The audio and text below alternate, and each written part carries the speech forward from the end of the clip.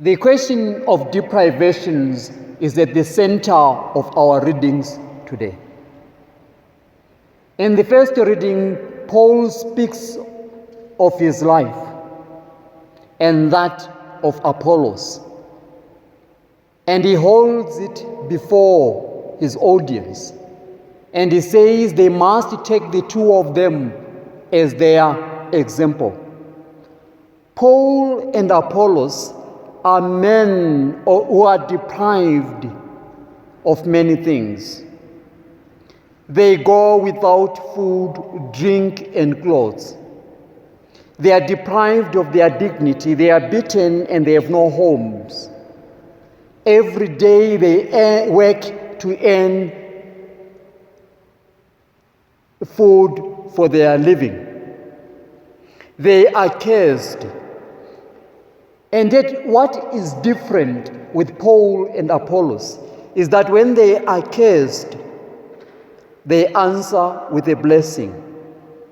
When they are insulted, they answer back politely.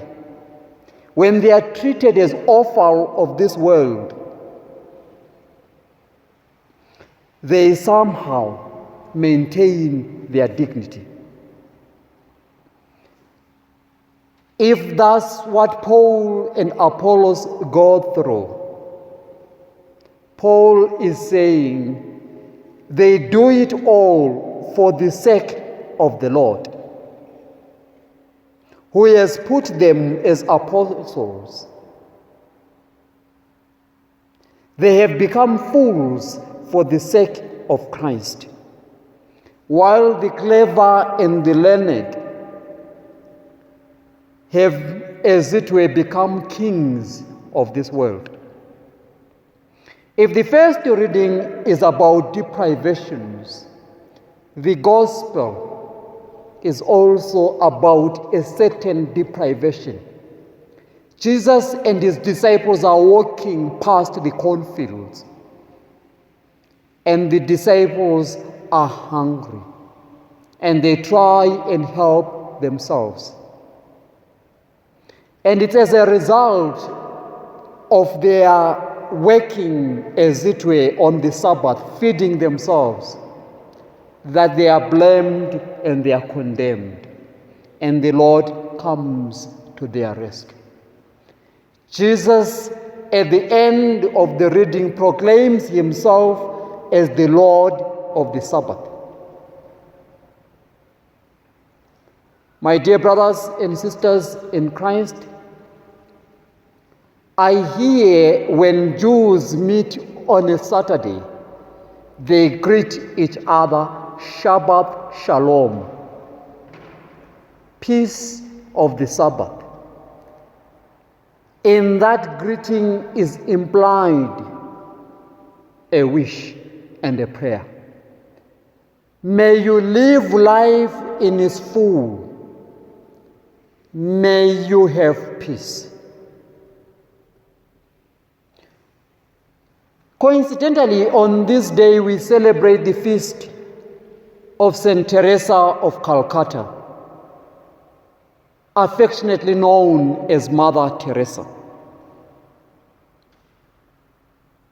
My dear brothers and sisters in Christ, you visit any of the Mother Teresa's homes, and what meets you is the inscription, "I thirst." The inscription spoke to many of the mission of Mother Teresa's congregation, the congregation that works with the hungry, the thirsty, and the homeless. And yet it also spoke of Mother Teresa's experience herself. Mother Teresa experienced in her life an intolerable thirst for God, which gradually led her to an acceptance of sharing in the passion of Christ, when he cried out, "I thirst," and he was given vinegar. In 1969, Malcolm Margaridge, a journalist, approached Mother Teresa for an interview. And Mother Teresa had never given an interview before. And Malcolm Marguerite says to Mother Teresa, let's do something beautiful for God. And that's so Mother Teresa give in and allow that the interview takes place. That interview later on was published as a book. One of the questions that she was asked was whether in asking her young sisters to live like the poorest of the poor, she was asking too much of them. Her response was that they wanted to give God everything.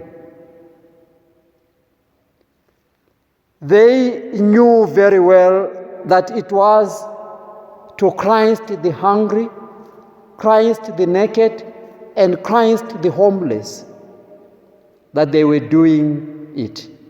They were rendering their service to Christ. And it was that conviction, that love, which made their giving joyful.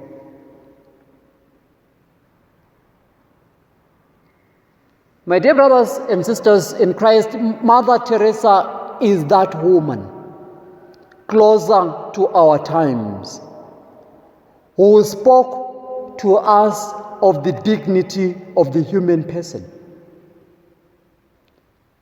I remember at one time she was once asked whether the work she was doing was adding value to the lives of those who were suffering.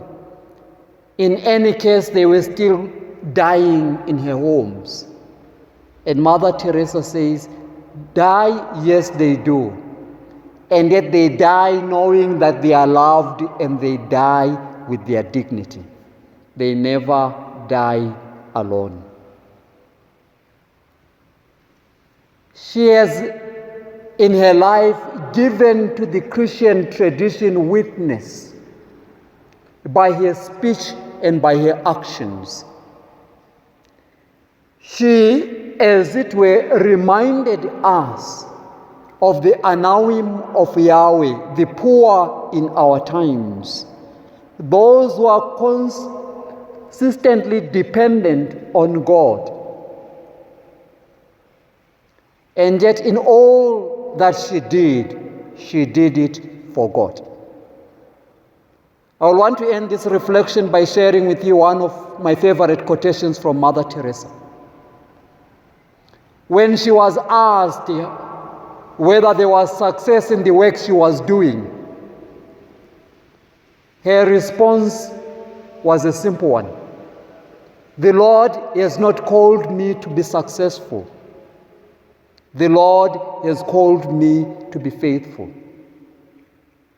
My dear brothers and sisters in Christ, if that's not a summary of our Christian vocation, nothing will capture what it is.